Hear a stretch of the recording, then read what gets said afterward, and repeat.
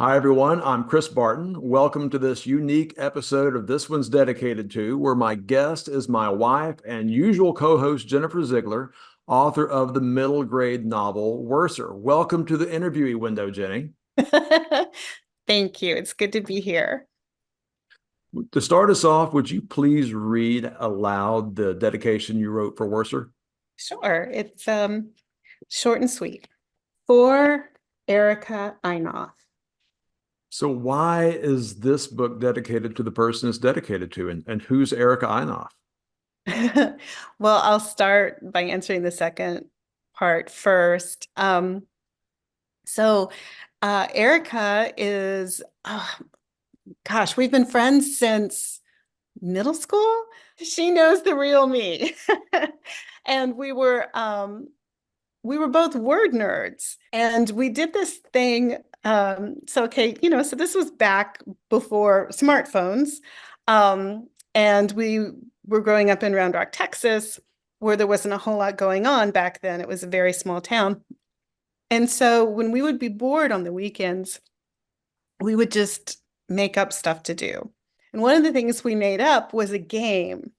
We would take an actual Scrabble board, and instead of following the usual rules, we had this rule that you had to use every 7 tiles that you drew and make up a word, put it on the board.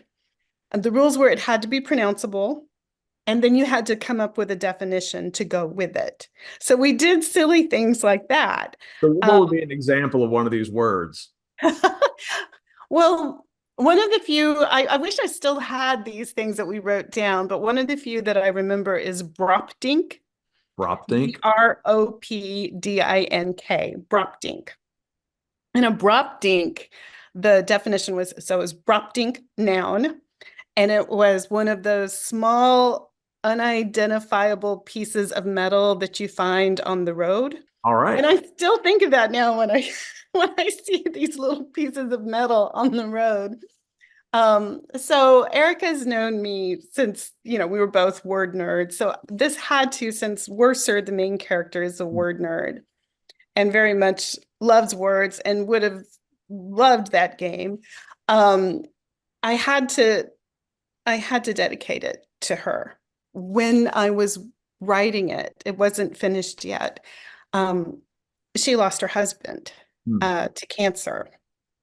And so I could not wait to give this to her.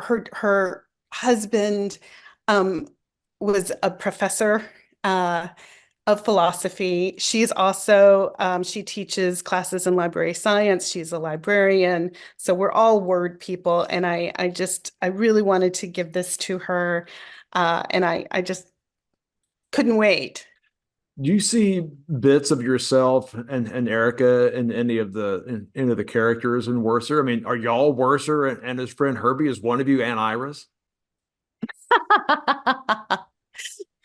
um, I think we both are our word nerd selves are both in Worser. The his ability to turn a phrase and his love of puns, but also he's a little imperious about the language and doesn't like it when people misuse words. And I'm not exactly like that, but both she and I think we have there are certain things that people get wrong that irk us. And so we're both like that. I think she would agree that is something she shares with Worser.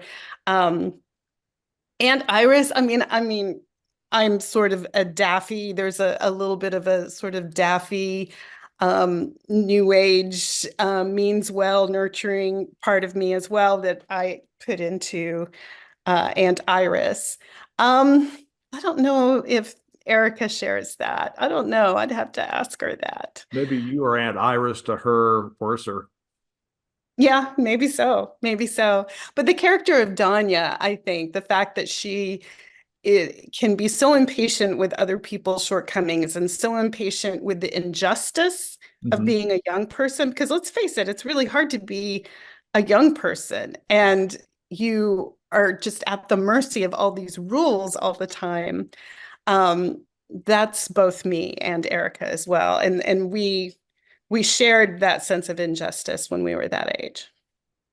Was there anything else that you want us to know about Worcester or about the dedication in Worcester or anything else about the book? Um, it's been out now for a while, and I I love the feedback I'm getting from young people of all ages, no matter their age, the people who sort of get Worser and get what it's about and come up to me and tell me that they're also word nerds and they love the word games that are in the book and that they identify with either him or other people in the book. That just means so much to me. This really is, in so many ways, especially with the dedication, the book of my heart. And so I'm just so pleased to hear that. I'm pleased to hear it too.